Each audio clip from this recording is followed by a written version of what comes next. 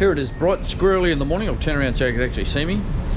And we're waiting for an Uber to come and pick me up and take me over to Htech, where Scotty's been doing a bit of work on the Sunny truck. He's had it on the dyno and we've got a bit of a tune in there. We've got a couple of problems that he's going to talk to me about when we get there, but so exciting, even because I'm driving it back.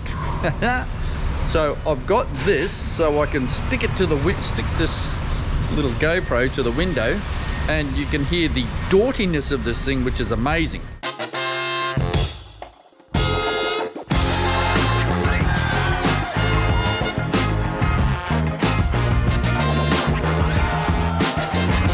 Here we are at Htech, and that's not something to see every day. See how bashes over here as well. Look at that. This thing's huge. Okay, so we're on the way back from Htech. We've got a couple of little problems. In the meantime, while I was sitting there doing nothing, the master cylinder died. So I've swapped the master cylinder over with a late model 120Y one, but it looks like our shaft is maybe a bit too long and the brakes are dragging a little bit on the fronts. So we're either going to have to shorten the shaft a little bit or something like that. We'll figure that out. But basically I've got to stop and crack it to let the pressure out. The pedal's very hard, so we'll get there. But it sounds pretty good, apart from the whines from the gearbox. It's very naughty. There's a couple of little things I've got to fix. The fuel gauge is not working. I don't know why. It's either this end or the center, so we'll probably have to drop the tank out and have a look at that one. But apart from that, we seem to be pretty good. It drives really well. Like, it's got a little bit of an idle up problem, but it seems to be fixing itself as we go, so, which is a good sign. That's idling at just over 1,000 RPM now. There we go. That's a dragging brake problem, which seems to be the front. So I think that we might have to shorten our shaft a little bit because there seems to be tension on the pedal all the time. I talked to Scotty while I was over there like this, because you know Scotty, and he said that there might have been a problem with an air leak or something or other, but it turns out it's not that. Shannon, who I conned into welding up the some wheels for me, which is part of another story, but yeah, I think that it's a mechanical problem, not an air problem. It doesn't have an air leak. It's got a bit of an idle problem. This setup still runs a cable down the back here. This is one of the reasons I chose it, so we can still have the normal pedal inside the cabin and not some stupid plastic thing.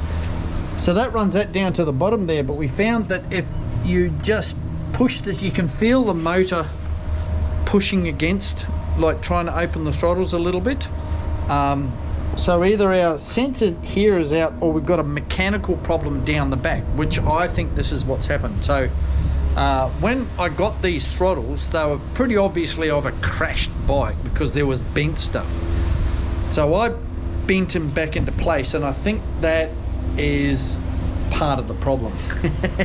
So what we need to do is undo everything here, basically get rid of that, put it all up on top here, and then without the engine going, just flex the throttle and see it opening and closing and doing what it's doing, and then we can figure out what the problem is. I think it's actually a mechanical problem, not a it seems to have enough slack in the pedal. I wouldn't mind a little bit more slack in the pedal, or maybe even raise a pivot point, but it's got a very short travel, because you know, on a throttle this is on your foot, it just takes a little bit of getting used to, same as anything really. Anything, God, I hate that. Anything, really. Apart from that, mate, she's all good. I'm not sure what Dave has done with the air conditioning setup. I've got some wires down here that say air conditioning, and I've got ones over the back there that say idle up. So I'll have to quiz him. I don't know what he's done there, but before I gas it up, I need to actually working before we gas it up. So he set up the R3. I need to put another bolt in here, so we'll move that back, use that one. I'll probably put a new bolt in through there. We'll have to move some stuff around, but yeah, one bolt's not enough to it's just little fiddly stuff, which, you know, when you're building a car, it's all this is the stuff that takes all of the time. But I'm massively happy with it. So we've got the other problems that we need to do. Well, as you heard, the gearbox is still whiny as hell. So I've got a 4-speed upstairs. We can pull this box out and take it around the corner, get a new set of bearings put through it, put the 4-speed in the meantime. But we've got a couple of things that aren't working here, and we've got a brake light that's on. Now, it's actually, from the cabin, it's making more noise from the front than the back now, but it's not that noisy. The most of the noise is the gearbox, the whine in the gearbox. I think we need to back off the handbrake a little bit. But the brake problem, what we figured, because it was really good with the original master cylinder on it. So taking that over to Burt Brothers, and they're going to fix it up for us, and we'll bolt that one back on, and then everything should be apples. So we originally thought it was the brake switch too, but we had the brake lights on all the time. But what's actually happened is a little rubber that goes down under the brake pedal under there that has fallen off. So we just put a bolt in there in the meantime. There was nothing wrong with the switch, and now the brake lights work, but we're gonna have to come up with a better solution than that. It's just like a little rubber grommet that goes on the brake. I wonder if Datsun spares do it. I might get a hold of Chris to see if I could. Datsun spares. You want Datsun parts? Datsun spares. Very good. Yeah, we've got to get our air conditioning going. We've got to get our fan going in here. We've got to get the radio going again, and then we drive it around. We can actually drive it around now. I want to get that master cylinder sorted out first. We'll get that sorted, and I think that will be apples. But Dave's hooked it up, hooked the starter up to the R3 now. So you just basically turn it onto here. There goes the fuel pump. You've got to wait for it to go, and then so it's almost like, you know, the press button and they start themselves up. See, that's a really good idle there, but then it sort of idles up a little bit. But listen to this doors.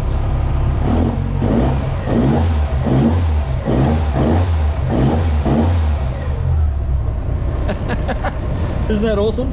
I'm so pleased.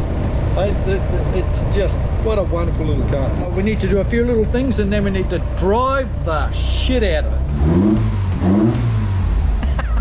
It says idling high at the moment. It's about, what, 1500. But we take our little rule, go over here and push that one down. See? Take it off again.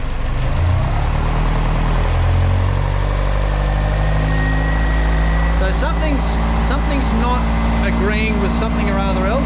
I do actually have a rough horsepower figure, but I'm not going to tell you.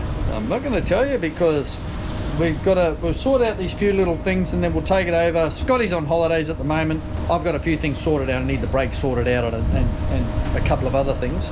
Then we'll go over and stick it on the dyno, and you will see how much horsepower it makes. Horsepower, kilowatts. We work in kilowatts. Kilowatts, okay? It makes kilowatts. So we're hoping for something more than, what was the original one? 26.9 kilowatts it had at the wheels. It does have more than that now, and it sounds tits doing it. So the temperature needle, boom, did not budge. Came up temp and did not budge. So thinking we might maybe do a shroud on the radiator, but doesn't really need it. And we need to sort out that master cylinder, and we'll pull the throttles off and sort them out, and then we'll take it back and stick it on the dyno, and you'll see the powerhouse that the A12 actually is. And then we'll pull it out and put the A15 in. We fixed a few bits and pieces on the Sunny truck.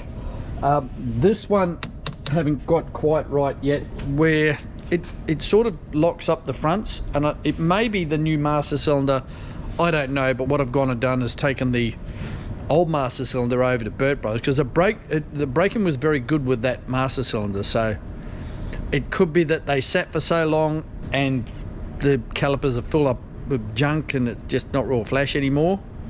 which I hope it isn't, but like a fair bit of disgusting stuff came out of it. I fixed up a few bits and pieces and just tidied everything up. I've still got to do that vac line. I want to run it around the back. I fixed the fuel gauge. How did you do that, Mark? Well, what I did was I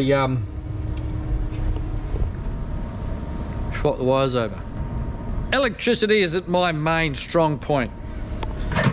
Anyway, still needs a little bit of tuning, I think.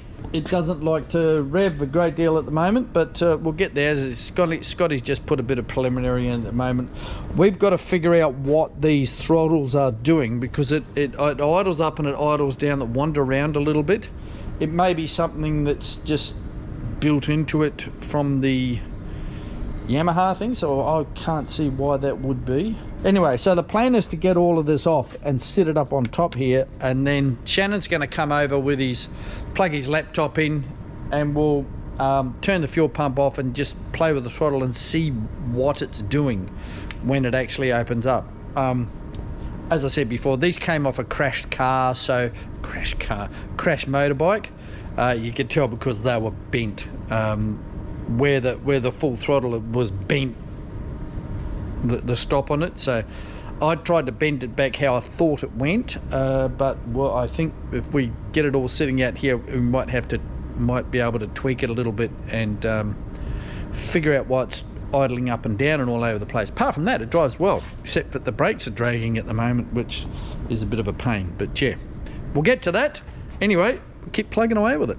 I think I figured out our Sunny truck brake problem. The brakes were pumping up. I was here with Shannon fiddling around with it yesterday, and he suggested that maybe that wasn't a disc drum master cylinder, maybe it was drum, and it had a little valve in it, which it did have, and basically took it out, pulled this out of it, and it should be fixed, I think. Today we've sorted out a few things. We got the lights on the tacho weren't working, and the light in the clock wasn't working. We sorted that out, and for some reason I got a buzzer just meet. So I dug around up under the you can't just pull the cluster out with these. It's got to all come out one go. So what do? Like the whole dash has got to come out, so bury your hand up underneath, and I found something that was vibrating while I was doing that, like unclipped it from the back of the cluster, pulled it down, and it just looked like a little box. I didn't write buzzer on it. I dug it out, unplugged the wires, and the buzzing stopped. See, if you did that in a modern car, then like it wouldn't start, and the left rear tail light wouldn't work, and the fuel pump wouldn't work, and you couldn't open the ashtray. There's an option in the Htech. We've been playing around on the laptop a little bit, which will probably upset Scott no end, but I've been playing around on here, and then now the tacho does that. The idea was the plan is to get the speedo to do that too, but that's a little bit more tricky, and that comes when we start playing with this. I made up a little bracket for this to go in so we can keep this free down here. Clock's up and working. Oh, it's got a 4-speed gearbox in at the moment. From driving it around, you probably heard the other one. Basically, it was whining in every gear, like first, second, third, and fifth, but not whining in fourth. And what that basically tells you is fourth is a straight through gear, so basically all the other ones are offset gears, means your bearings are had it. So it's over at the gearbox people getting a set of bearings put through it. In the meantime, I of course keep going for fifth gear in this, just out of habit. It's a bit hard to get into first, doesn't really want to go in there. Stereo's up and working too. Get it without a reflection. Yeah, there you go. Probably get copyright problems from that. Goes up and down the freeway at 110 kilometers an hour, about a bit under 3 grand. Very small throttle openings, and the beauty of the fly-by-wire system too is you can ramp up that throttle opening as you wish. So you might have sort of 20% or 30% of the pedal to the floor, and the throttle itself will only be opening 5 to 10%, because, you know, basically there's 4 carbies on it now, 4 the same size carby on it now, you know. 25% of them is full throttle on the old carb, so does rev a little bit, quite a bit better. It has more power, more torque. Under 2 grand it's hopeless, because basically the throttles are too big for the engine. I know they came off a 600cc bike, but that 600cc revs to 12 or 18 grand or something stupid. This revs to 6. Yeah, so, and I asked Scotty what sort of, because I was worried about the injectors too, you know, that's a 600cc bike, this is a 1200. He says, oh, we're using about 10%. The way to get around that problem is going to be the A15, so we're going to have to get back onto that. It's been a while since we put a video out about it. Showed it pulling it apart, we've got some bits and pieces for it. We need to put it back together. Now whether I do that or whether I get somebody who actually knows what they're doing to put it back together, I don't know. It'll probably be like, if I want it to last, probably better off if I got somebody else to do it. Oh, I love this little truck, it's wonderful. We had a big problem at the start with it just jumping around so much, and what I've worked out is the original bike had variable trumpets on it. They were driven by a servo with a spring that pulled them back, which hooked onto the throttle here. What I did was put a spring on the throttle to hold it closed, and that seems to have largely cured it, except the first spring I put on broke. Yeah, that's where we are at the moment. So she's all good and good to go. I've been just going through here, tightening things up, stopping rattles. It's got a few rattles and things shaking around, but we're slowly getting on top of it, and I think we just enjoy driving it for a little bit, eh? I was having a little trouble starting it, and I put it down to the near 40-year-old key barrel. It just wasn't picking up the start. So I got a hold of Dave. Well, I sent him a message saying I'm having trouble starting it. How hard is it to put it onto the button on the keypad? And he gave me a call and just talked me through, hooked up the laptop to it, and basically just reassigned it from the key barrel onto the keypad. So it's that easy. Basically just a couple of keystrokes, and then, you know, it moved from here over to there. So when you get a keypad, they give you a whole bunch of stickers to go on the buttons, you know, all sorts of things. So I chose this one because technically it's correct. So now it's this easy. So we just turn it on at the key. Taco does its sweepy thing, push the button, and away she goes. Seriously, the stuff on it's just so easy. Can't recommend Htech enough. They're so helpful, and the product is just freaking brilliant. Even for shitty little Datsuns like me. Except it's not technically a Datsun, it's a Nissan semi truck. I also figured out my brake master problem. It was the wrong master cylinder. That is the correct one. For a disc drum setup on one of these. It's funny because the original one that I'm having repaired, by the way, that's a brand new one. The one well, this one here is a brand new one, but I am having the original one repaired, which was a drum one, the original one. So, and all I did was put these brakes on, and it always worked really well. So I don't even know if it still had the, I mean, I didn't take a residual valve or anything out, so I don't know, it just worked. So we may well put that in. It's still, like I put it on quick, and it still needs a bit of a bleed, which I'm going to do now. I don't know if you know how to do when you're bleeding the brakes on your car, just for the, well, I do a lot of this stuff. You always start at the one furthest from the master cylinder. Get the fluid through to that one, and then get progressively closer. So the first one will take, you know, virtually a full master cylinder. It's got to go all the way to the back of the car. The second one only has to go from the T, where it tees into the back, in the back of the car, because the brake line runs down to the back of the car, then tees out to either side. So it only has to go from that T to out, and then the front one only has to go from the master cylinder to here, and then the shortest one only has to go from the master cylinder to there. So get it all done on the far corner first, get all the crap out of it.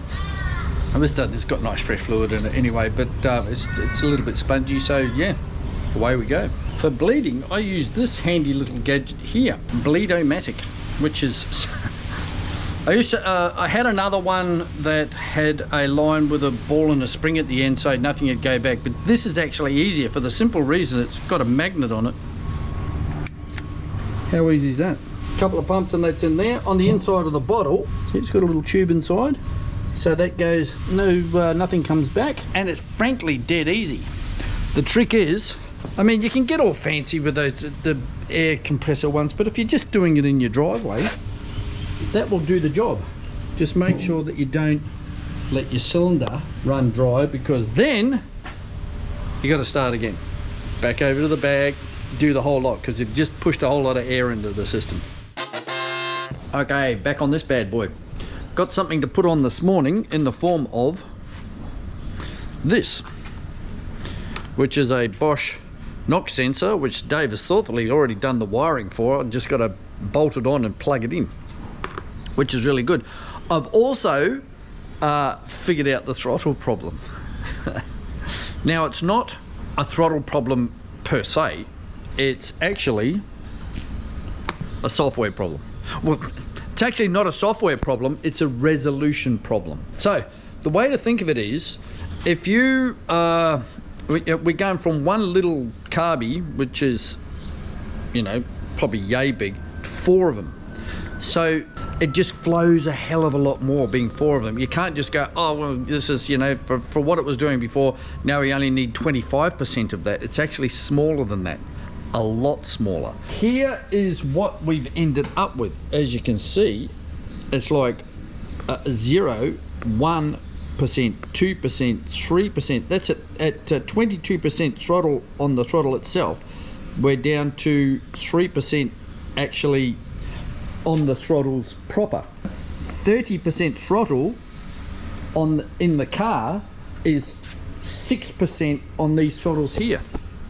So we've squashed it all down. Now after we get to 49.6, which is 50%, we're at 25% throttle.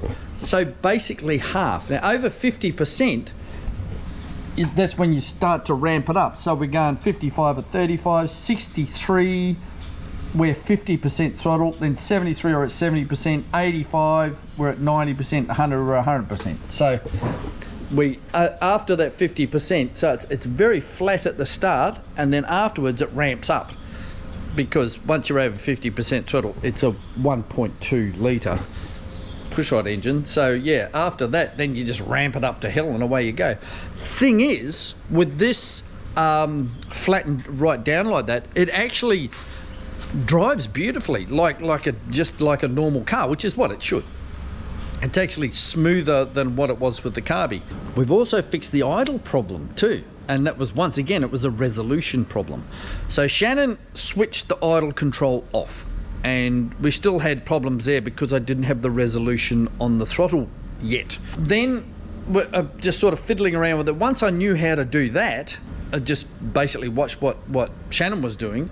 I started to fiddle around with the throttles, and I got them a little bit better, and then I went over to my shed club, which we do on Tuesdays, and Isaac was there. You might have seen Isaac on various episodes of Mighty Car Mods, and for that one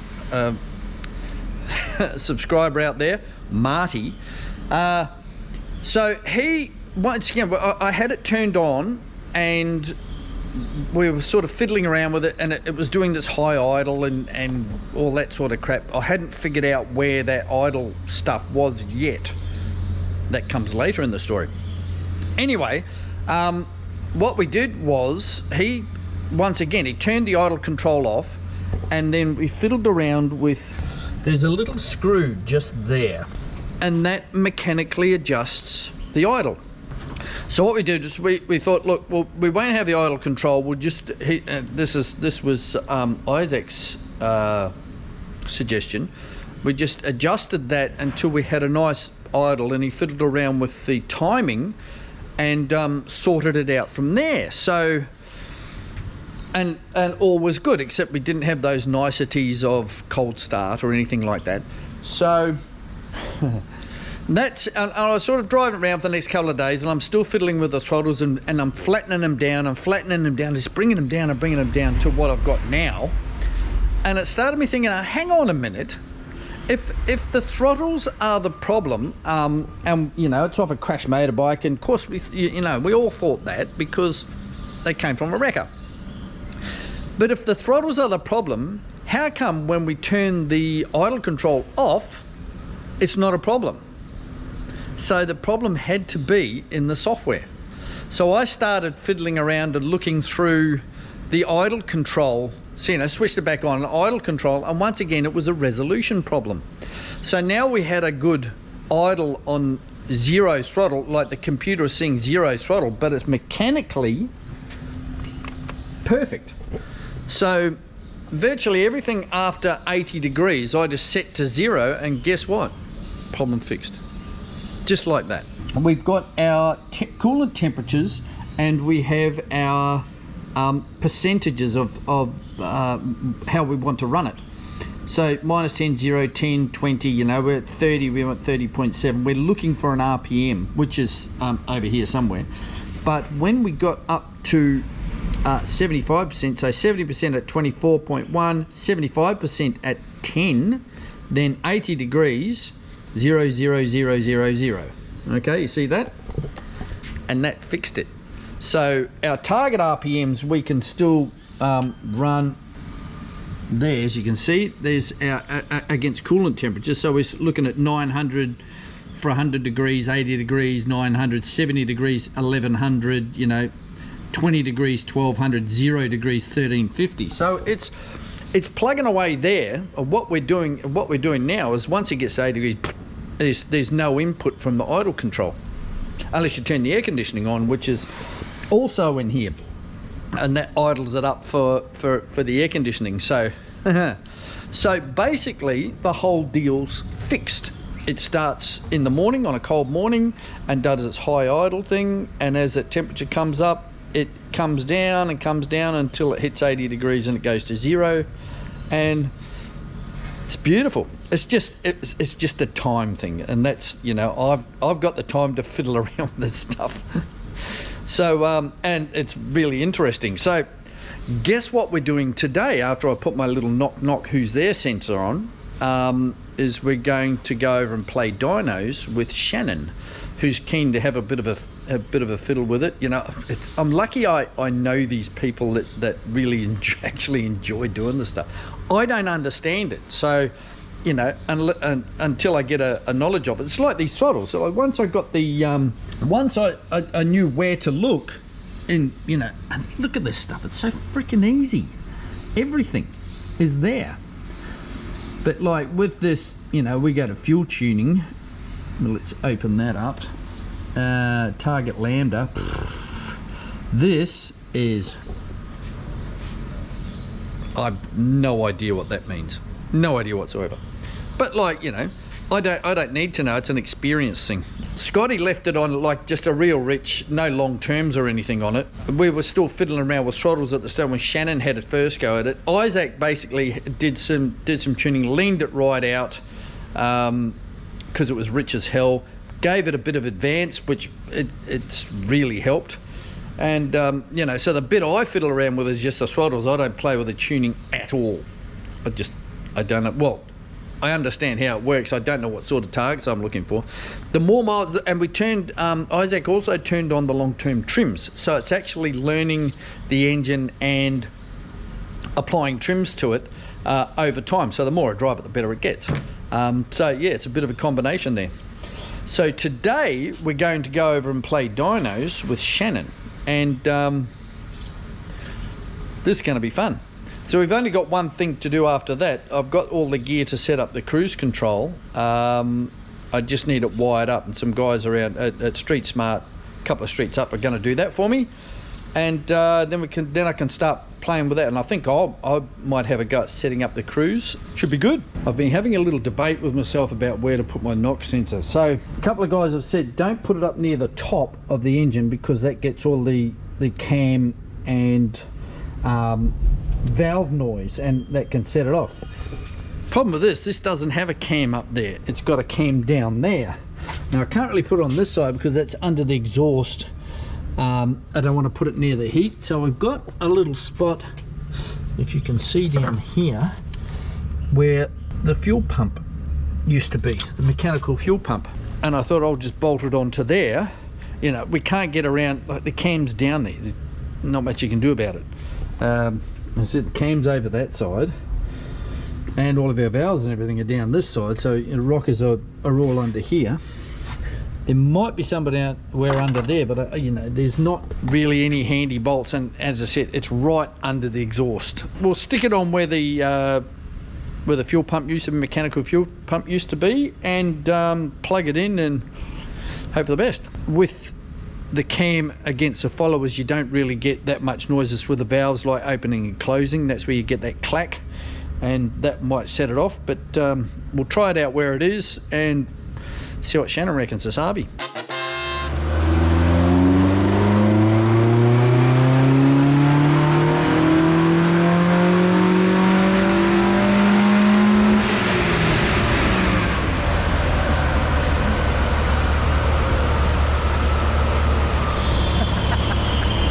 Better than bloody, what did we have, 30 odd last time? 26.7 kilowatts. 26.9. So it's obviously breathing a bit better. Have you actually changed anything yet? No, this is just off Isaac's tune, Isaac. I'm not going to change it. So it doesn't seem like there's much wrong. The only real problem is I'll tell you. I just changed the scale. So you're right down the bottom of the screen here.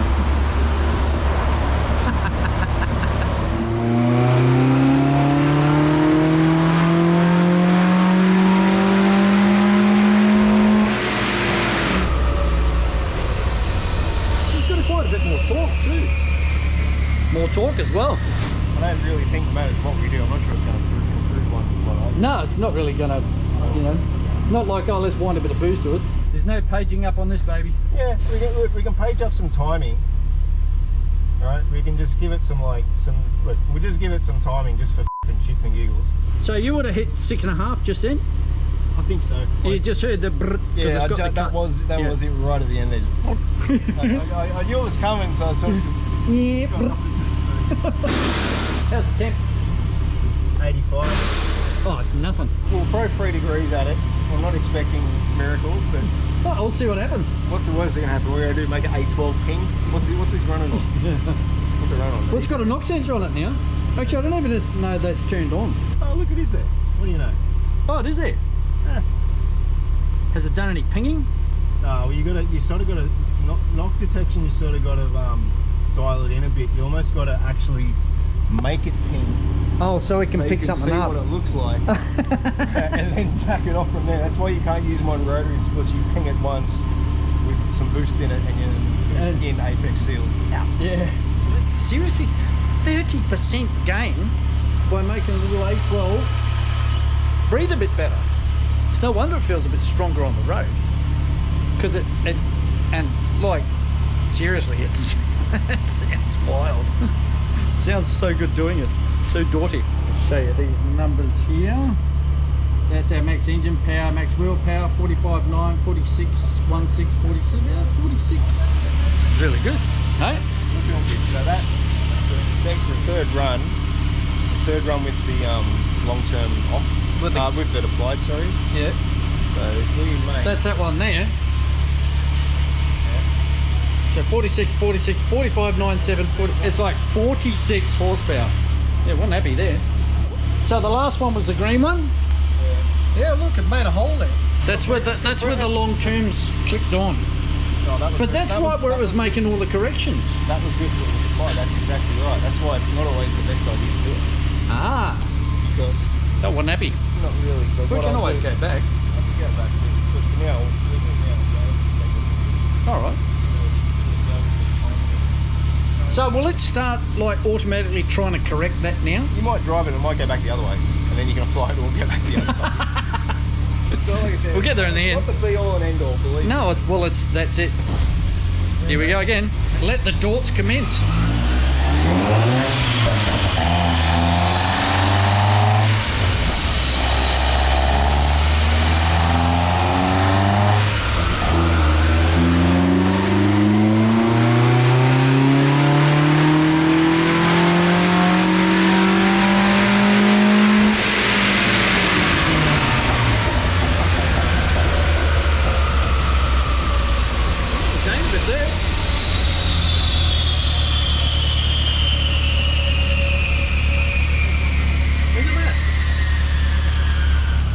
So we're actually up 3/4 of a horsepower on the engine. So yeah, we're up like, yeah, at the wheels, chunk at the wheels too. Yeah. It wasn't worth 3 degrees though to get it. Like No. 3 degrees to get normal horsepower. I'm taking that.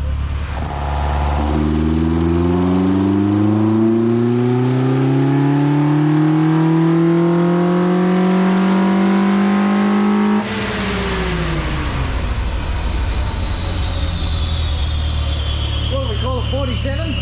I reckon it's close enough. This was the pink one? Yeah. Because that's flat there now. That's more like. Interesting. Seems to be 46 horsepower is the one. All I've done is add 2.5 degrees of timing. I think Isaac did pretty well with his little road tune. I'll give Isaac credit. He certainly did. So there you have it, folks.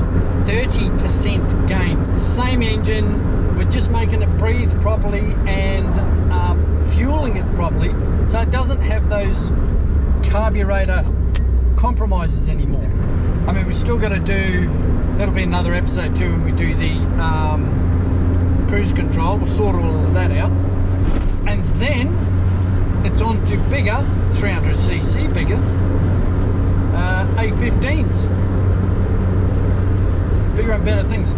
I've got a 4-speed in at the moment. I keep going for 5th gear, but it doesn't have to. It's a really crappy 4-speed too. It doesn't like going into first. It doesn't like going to reverse. It doesn't.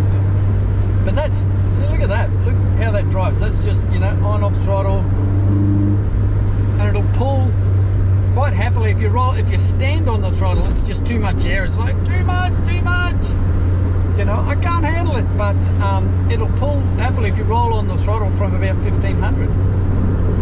And top gear up a hill, it goes up quite well. Isaac got the tune really close. Shannon tried a couple of little things. It's really good. The tune's really good. If we want to make it go faster, basically we've got to add capacity, and that's the thing too. The A15 has got the H89 head, which has got bigger valves, much bigger ports, just a happier thing. So that's the next thing we're going to do.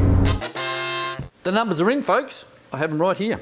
Bog standard. Well, it wasn't quite bog standard when we did the other one. It still had standard manifolds, standard carby, standard everything. The only two things we changed were we had the manifold back exhaust and we had the electronic ignition on it, which was a very cheap and good improvement for two reasons. One, it allows you to take your points and peg them into the distance, because I don't like points, nobody does.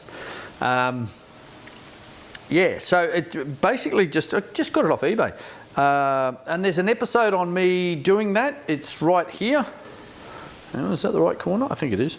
Right there, where I put the electronic ignition on it. Dead easy to fit. It's a little chopper wheel that's like you take the points out, that fisses down over the cam, and it's got slots cut in it and an electric eye. And as it goes past, there's your spark. Never needs adjusting, never needs a damn thing, doesn't weld itself together. So yeah, highly recommended to do that. It's such an easy fit. Took me, what, 15, 20 minutes to do. Not long at all. All right, so we made 26.9 kilowatts, and with all my new stuff on there, we've gone from 26.9 kilowatts at the wheels to 35 kilowatts. Or 46.9 horsepower. That's a 30% gain. A 30% gain on a standard engine. That's bloody amazing, you know. No turbos, nothing. We've just made it breathe. Because, you know, an engine is little piston engine. Engine's basically an air pump, and all we've made is the air easier to get in and the air easier to get out, basically. And then we controlled the amount of fuel going into it carefully, and the spark, we've timed that all beautifully, and it runs like a champion. It really does. Now, I have had a few people say, why are you spending all this effort, you know, for 50 horsepower? Well, there's a couple of reasons for that. The first one is it's fun to drive. It really is fun to drive. I've had fast cars in the past, and a lot of the time they just weren't fun to drive. They were scary, especially in the wet. Having said that, I'll get on to something. Especially in the wet, you were white knuckle all the time. You know, especially turbos, you know, bigger turbos, when it came onto power, you had to be really careful. I suppose you could wick them down these days, but back then you couldn't. Anyway, I have a lot of fun driving my little car. So, speaking of which, on the way to work this morning, where the M7 and M5 going in Sydney here, they join in, there's always heaps of traffic. Anyway, and it was pissing down with rain. Slight slope, and sort of as the traffic slowed down, you know, and I've gone into third, and then it sped up again, so I put my foot down, the bloody thing spun the wheels. Like, that would have been about, I don't know, 60, 70 k's or so an hour, kilometres an hour. So yeah, and it doesn't say much for the 225/40 tyres that we've got. 225/40/14 tyres we've got on the back. I think we might have to get some better ones, but like trying to find them in that size is difficult. I could probably import some, make them expensive, but we've got really good tyres on the front. Yokohamas. Yeah, Yokohamas. On the front, good grippy ones. On the back, not so good. Obviously, it's a 225 and it's spun the wheels with bloody, what have we got? 35 kilowatts. I mean, utes are light in the back. They really are. So, and said two reasons. The other reason that, you know, I'm spending all this effort is it's my car. I do what pleases me. I don't care what people on the internet and want, you know. What matters to me most is what I want. And this is how I want my car. I mean, the beauty of it is, it sounds awesome, it looks fantastic, and you can drive it around flat out everywhere. And that's fun. It's a lot of fun to drive. Now, have to thank a few people that got us through this. Mostly Shannon. Thanks, buddy. You've been such a great help. You know, welding up the fuel tank, G'ing up. You know, we designed that little manifold for it. Got everything to fit. And then did sort of got it on the dyno at your place of employ, which brings me to the next one. Thank you to Stewie as well for the use of the dyno, and and have to, what have we got here? Isaac, yes, Isaac.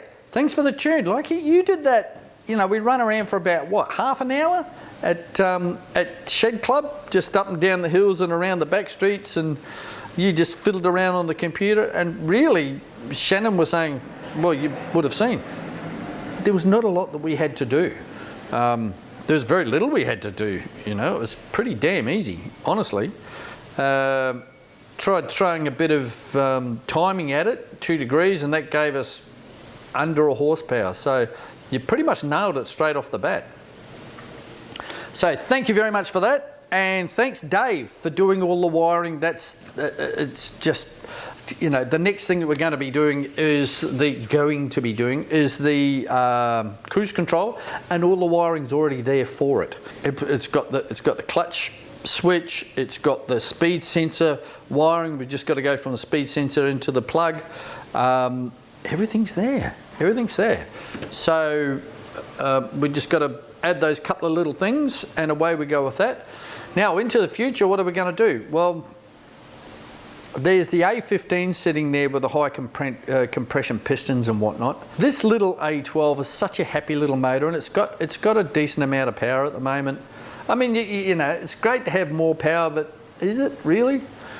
So I think we'll just keep plugging away with it. I'll put that motor together. What I'm thinking of is just putting a standard cam in it to start off with, and then, you know, just do it in stages. What I was thinking of doing was putting the H89 head onto the A12 to see if that sort of, how many kilowatts that's actually worth. But time and money wise, I think we'll just put the whole motor in, put the whole motor together. It's going to save me a head gasket at least. Because all the manifolding and everything that's on the A12 at the moment is actually set up for the A15, the big oval ports. You know, and they breathe a lot better. So I don't know. I'm undecided on that one. We might do that in the future. I don't really have access to the dyno that much, so you know, if I had a dyno sitting downstairs, we'd do all of this sort of stuff, you know, because you could just go down and throw it on. I don't like imposing on people. So yeah, I think we just might put the A15 together, put a fairly stockish cam in it, and drive around like that. And then if we want to later on, we can always put the snarky cam in. But 300 cc's is going to help. It's going to give us a little bit more grunt. Anyway, so that's the end of this little episode. The EFI onto a, you know, your questions are answered for questions that were never actually asked. So if you take an A12, a bog standard A12, and add all this, you know, bring it into the new millennium with all this, you know, attaching all this gear to it, what's it actually worth? 30% gain in horsepower, you know, untouched engine. So, you know, it probably, if you threw a cam in it, it could really make use of all of that air pumping stuff. I mean, I've got the cam there. I could do that on the A12, but you know, there's so many. I'm lazy. Anyway, thanks for watching the Barrel Brothers channel. We'll see you next time, where I don't even know what we're doing next time. But yeah, look after yourselves, and we will see you next time.